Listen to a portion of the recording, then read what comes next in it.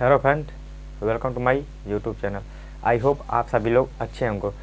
आज हम लोग ना क्लास 6 के एनसीईआरटी का चैप्टर नंबर 1 की बात करेंगे, जो कि यूपीएससी के लिए बहुत बेनिफिट है। ठीक है, तो हम पहले क्लास 6 के चैप्टर नंबर 1 को जानेंगे कि ये क्या कह रहा है। ठीक है, इसका नाम क्या है। तो मैं बता दूं कि क्लास 6 का चैप्टर नंबर 1 का नाम है क्या, कब, कहाँ और कैसे। ठीक है, ये चैप्टर क्या कहना चाहता है, क्या हुआ। ठीक है, कुछ कोई घटना हुई होगी ना पहले, और कब हुआ, किस दिन हुआ, किस तिथि को हुआ, ये पूछ रहा है। ठीक है, और कहाँ हुआ, किस स्थान पे हुआ। ठीक है, और कैसे हुआ, किस लिए हुआ, यही पूछ रहा है। ठीक है, तो मैं बता दूं कि अगर हमको चैप्टर नंबर 1 पढ़ना है तो इसे हम 4 भागों में बांटेंगे। पहला है अतीत के बारे में हम क्या जान सकते हैं, दूसरा है लोग कहाँ रहते थे, तीसरा है देश का नाम और तिथियों का मतलब। ठीक है, 4 भाग बढ़ गए।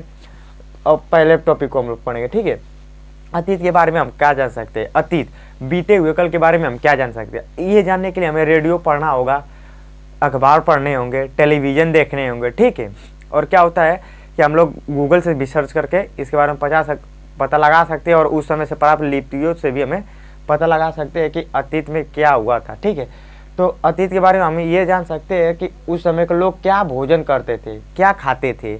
ठीक है, उनका समाज कैसा था, कैसे कपड़े पहनते थे और कैसे घरों में रहते थे, और आसपास की जीवन शैली, उनके जीवन जीने का ढंग कैसा था। ठीक है, अतीत के बारे में हम ये सब जान सकते हैं। और यही दूसरा जो है कि लोग कहाँ रहते थे, प्राचीन समय के लोग कहाँ रहते थे। तो मैं बता दूं कि प्राचीन समय के लोगों का जो प्रमाण मिला है ना, वो नर्मदा नदी के, नर्मदा घाटी के आसपास मिला है। किस घाटी की, तो नर्मदा घाटी। यहाँ के लोग क्या थे, कुशल संग्राहक मतलब वो लोग खेती भी करना प्रारंभ कर चुके थे। ठीक है, और यहाँ के आसपास जो फसल थी ना, कौन कौन सी फसल उगाई गई, तो जौ और गेहूँ फसल वो लोग उगाते थे।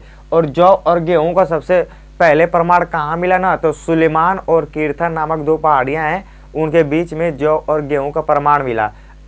कब मिला, तो 8 से लगभग 8000 वर्ष पूर्व सुलेमान और कीर्थन में जौ और गेहूँ का साक्ष्य मिला था। ठीक है, साक्ष्य का मतलब होता है सबूत। ठीक है, वही पालतू पशु, उन लोग का पालतू पशु क्या था ना, पालतू पशु ये था कि सबसे पहला पालतू पशु था कुत्तों का पूर्वज, कुत्तों जैसा दिखने वाला जानवर उन लोग का सबसे पहला पालतू पशु था। लेकिन ये लोग ना, क्या होता है कि जब कुशल संग्राहक थे तो भेड़, बकरी, गाय, इन सभी पालतू जानवरों को भी पालना करते थे। वही चावल, ठीक है, चावल का साक्ष्य है ना कि विंध्य प्रदेश से मिला है। किस प्रदेश से, तो विंध्य प्रदेश के आसपास से चावल का साक्ष्य मिला। ठीक है, सर्वप्रथम पहली बार चावल का साक्ष्य कहाँ मिला, तो विंध्य प्रदेश के आसपास।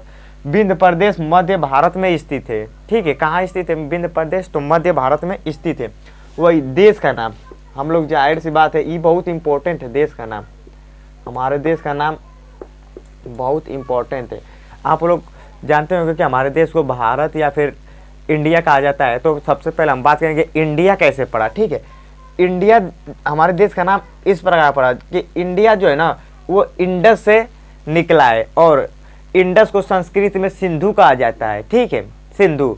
और उसी आज से लगभग 2500 वर्ष पहले, ठीक है, उत्तर पश्चिम से आने वाले ईरानी और यूनानी, कौन, ईरानी और यूनानी, आज से लगभग 2500 वर्ष पूर्व, ठीक है, पहले आने वाले यूनानी और ईरानी ने सिंधु को ही ना हिंदोस कहा। और सिंधु नदी के पूर्व के भाग को आप लोग जैसे कि यहाँ पे देख सकते हो मैपिंग के थ्रू, मान लीजिए कि ये है, और यहाँ से सिंधु नदी का है। ठीक है, यहाँ सिंधु नदी निकली है, ये सिंधु नदी। ठीक है, और सिंधु नदी के पूर्व इधर का भाग क्या कहलाने लगा, इधर के रहने वाले लोगों को क्या कहते थे, इंडिया। ठीक है, रहने वाले लोगों के समूह को इंडिया कहते हैं। वही भारत की बात करें तो भारत शब्द का प्रयोग संस्कृत के आरंभ, ठीक है, संस्कृत का आरंभ लगभग 3500 वर्ष पूर्व, ठीक है, से में लिखा गया। ऋग्वेद से भारत शब्द का प्रयोग मिलता है। ऋग्वेद हमारे देश सबसे पुराना वेद है। ठीक है, और क्या होता है कि अगर ये भी है और पक्षी में रहने वाले लोगों के समूह को भी भारत कहा जाता था। ठीक है, और हम लोग तिथियों का मतलब, हम लोग तिथियाँ जाहिर सी बात है हम लोग इस समय ईस्वी में गणना करते हैं या फिर एमो डोमनी में। ठीक है, तो आप लोग हिस्ट्री पढ़ोगे तो एक आएगा कि जैसे सिंधु घाटी सभ्यता 2200 से 1750 तक चली थी। ठीक है, वही इधर आ जाओगे तो क्या होता है कि बढ़ते क्रम। ठीक है, तो तिथियों का मतलब क्या होता है ना, एक ईसा मसीह का जन्म सबसे इम्पोर्टेंट है तिथियों में। ठीक है, ईसा मसीह का जब जन्म नहीं हुआ था ना, उस समय हम लोग तिथियों को किस में गणना करते थे ना, तो इसमें ईसा पूर्व में। ठीक है, जब ईसा मसीह जो है ना ईसाई धर्म के धर्म प्रवर्तक थे, उनका जन्म नहीं हुआ था ना, तो हम तिथियों की गणना ना ईस्वी में ईसा पूर्व में किया करते थे। जब हो गया उसके बाद का समय हम किस में गणना किए, ईसा पूर्व में, ईस्वी में। ठीक है, और जो ईसा पूर्व होता है ना वो घटते क्रम हमेशा होता है। क्या होता है, घटते क्रम। जैसे कि 1000 से 500 आएगा, फिर 100 आएगा, और वही ईस्वी की बात करें तो ये बढ़ते क्रम होता है, जैसे 100 से 500 1000। ठीक है, और इसी को ना अगर हम लोग ईसा पूर्व की बात करें तो ईसा पूर्व को बीसी कहते हैं। इंग्लिश में इसका नाम होता है बिफोर क्राइस्ट, या फिर इसी को दे देगा BCI, इसी को कहते हैं बिफोर कॉमन एरा। ठीक है, और ईस्वी को ना AD कहते हैं। AD ईस्वी का इंग्लिश में होता है AD। AD का मतलब होता है एमो डोमनी, या फिर इसे बोलेगा CI, इसका मतलब होता है कॉमन एरा। ठीक है, CI का मतलब होता है कॉमन एरा। ठीक है, और जो AD है ना, ईस्वी जो है ना ग्रीक भाषा का शब्द है। और क्या होता है कि ये हमारा पहला लेक्चर था, और क्या होता है कि कल हम लिपियों के बारे में पढ़ेंगे, कौन कौन सी लिपियाँ मिली। ठीक है, धन्यवाद।